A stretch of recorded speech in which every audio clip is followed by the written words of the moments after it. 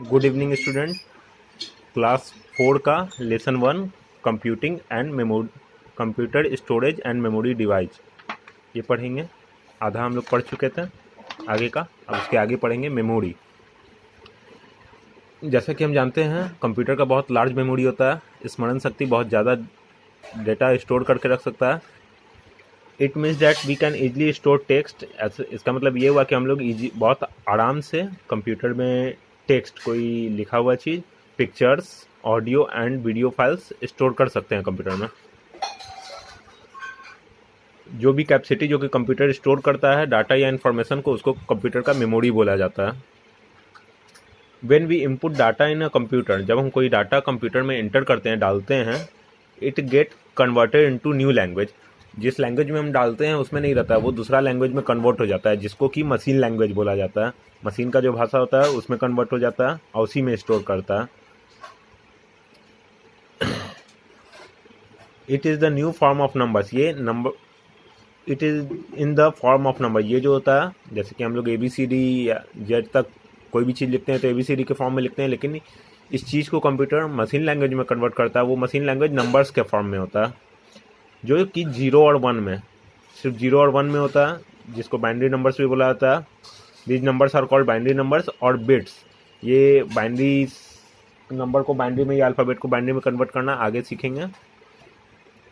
उसके बाद है यूनिट्स ऑफ मेमोरी। मेमोरी का अलग अलग यूनिट्स होता है। जैसे कि हम लोग कोई सामान खरीदने जाते हैं तो हर चीज़ को अलग अलग यूनिट्स में खरीदते हैं ना, कुछ चीज़ को केजी में, कुछ चीज़ को लीटर्स में। उसी तरह कंप्यूटर का भी मेमोरी का अलग अलग यूनिट्स होता है। जो सबसे स्मॉलेस्ट यूनिट होता है उसको बिट बोला जाता है। ए bit is the smallest unit of storage of in the computer memory. Bit is made up of 2 words. Bit जो है वो 2 वर्ड से मिलकर बना है, बाइनरी एंड डिजिट।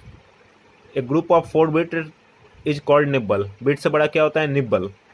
4 बिट्स मिलके एक निब्बल बनाता है। And a group of 8 bits is called byte. और 8 बिट्स मिलके एक बाइट का निर्माण करता है। बाइट होता है 8 बिट्स जब मिल जाता है तो।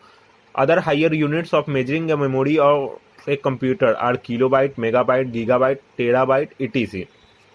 बाकी जो और अदर्स है वो ये सब है। जैसे पहला किलोबाइट, 1 KB में 1024 बाइट मिलके 1 KB का निर्माण करता है, 1 KB बनता है। उसी तरह MB, मेगाबाइट, तो 1 MB equal to 1024 KB, 1024 KB मिलके 1 MB बनता है। उसी तरह GB, इतना GB का मेमोरी कार्ड, या मेमोरी कार्ड जब भी आता है GB में आता है, तो 1 GB में 1024 MB, 1024 MB मिलके 1 GB बनता है। उसी तरह उससे ऊपर होता है, GB से ऊपर होता है टेराबाइट, TB, तो 1 TB इक्वल टू 1024 GB। उसके बाद आता है petabyte. Petabyte 1 PB equal to 1024 TB।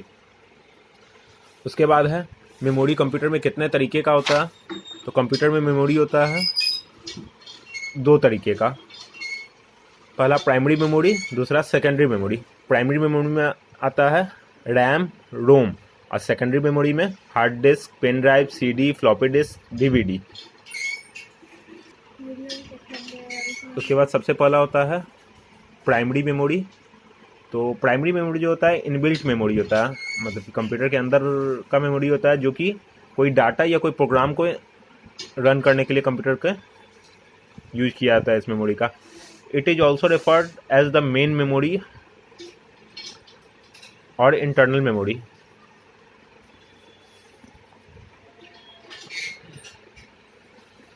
इसको मेन मेमोरी या इंटरनल मेमोरी भी बोला जाता है। Without it computer can not work. इस मेमोरी के बिना कंप्यूटर वर्क ही नहीं कर सकता। Primary memory is 2 types. Primary memory 2 तरीके का होता है, एक रैम, एक रोम। रैम मतलब रैंडम एक्सेस मेमोरी, और रोम मतलब रीड ओनली मेमोरी। सबसे पहले रैंडम एक्सेस मेमोरी क्या होता है? ये होता है रैम कंप्यूटर का। आजकल सब चीज़ में सुनते हो कि इतना GB का रैम है। मोबाइल भी खरीदने जाते हैं तो उसमें रैम होता है, रोम होता है। तो ये जो रैम होता है यही होता है कंप्यूटर का रैम। मोबाइल का अलग छोटा सा होता है। तो रैम क्या होता है? You can read the information and also right data in RAM. हम लोग रैम का इन्फॉर्मेशन को रीड कर सकते हैं, पढ़ सकते हैं, और उसमें लिख भी सकते हैं कुछ भी चीज़। RAM saves your work when the computer is running. RAM किसी वर्क को, जैसे कि हम ड्राइंग में पेंट ड्राइंग कर रहे हैं कंप्यूटर में, तो वो उतना ही देर उस डाटा को स्टोर करके रखता है जब तक कि कंप्यूटर वर्क कर रहा है। जितना देर हम उसको वर्क कर रहे हैं, जब सेव करते हैं तब ना वो हार्ड डिस्क में स्टोर हो जाता है, लेकिन उतना देर तक जब हम कोई वर्क कर रहे हैं कंप्यूटर में, तो वो उतना देर तक ये रैम स्टोर करके रखता है। उसके बाद जब सेव कर देते हैं तो वो हार्ड डिस्क में चल जाता है। तो ये मेरा वर्किंग मेमोरी होता है। जितना देर हम वर्क करते रहते हैं उतना देर रैम में ही स्टोर करके रखता है। जितना अच्छा रैम होगा उतना ज़्यादा वर्क हम एक बार में कर सकते हैं, कंप्यूटर में फंसेगा नहीं। और रैम कम रहेगा कंप्यूटर का तो वो, या मोबाइल का, तो वो क्या होने लगता है, हैंग करने लगता है। तो रैम का यही यूज होता है। और ये रैम जो होता है ये किसी चीज़ को परमानेंटली स्टोर करके नहीं रखता है। जैसे ही स्विच ऑफ होगा कंप्यूटर, इसका डाटा इरेज हो जाता है, खाली हो जाता है ये। लेकिन हार्ड डिस्क में अगर कोई डाटा स्टोर रहता है तो वो हमेशा के लिए रहता है, जब तक हम उसको डिलीट नहीं करेंगे। इसीलिए इसको वोलेटाइल मेमोरी बोला जाता है, जो कि तभी वर्क करता है जब यूज हो रहा है इसका। रैम अलग अलग कैपेसिटी का आता है, 128 MB, 256 MB, 512 MB, 1 GB, 2 GB आजकल आने लगा। उसी तरह रीड ऑनली मेमोरी करने का ये रहता है, कंप्यूटर का जब CPU खुलेगा तो उसमें बहुत सारा इस तरह का चिप रहता है, छोटा छोटा। तो ये रीड ऑनली मेमोरी रहता है। इसमें बस क्या कर सकते हैं, इसका डाटा जो लिखा है उसमें हम बस पढ़ सकते हैं। जैसे कंप्यूटर स्टार्ट करते हैं तो फ्रंट स्क्रीन पे कंप्यूटर का नाम आता है, किस कंपनी का ब्रांड का नाम आता है। तो ये सब चीज़ जो रहता है ये इसमें स्टोर रहता है, ये रीड ऑनली मेमोरी रहता है। अनलाइक रैम के अलावा स्टोर डाटा एंड इन्फॉर्मेशन, ये भी डाटा और इन्फॉर्मेशन स्टोर करने के लिए रहता है, लेकिन इसमें परमानेंट स्टोर होता है। It is also called permanent memory. इसको परमानेंट मेमोरी भी बोला जाता है। एक बार जो लिख दिए वही ये हमेशा शो करेगा, वही दिखाएगा। इस परमानेंट मेमोरी और नॉन वोलेटाइल मेमोरी बोला जाता है। इसमें का डाटा हम बस रीड कर सकते हैं, and it is not possible, ये पॉसिबल नहीं है कि इसका डाटा को ओवरराइट कर सकें और save any data in it. इसका डाटा को ओवरराइट करना मतलब बदल सकें या फिर इसमें और कोई डाटा सेव कर सके। The work done permanently stage in it, इसमें कोई भी चीज़ हम स्टोर, मतलब जो स्टोर करके कंपनी देता है वो हमेशा इसमें रहता है। और जब भी कंप्यूटर स्विच ऑफ होता है, ROM is more even when the computer is switch off, यहाँ तक कि कंप्यूटर जब ऑफ रहेगा तब भी उसका डाटा इरेज नहीं होता।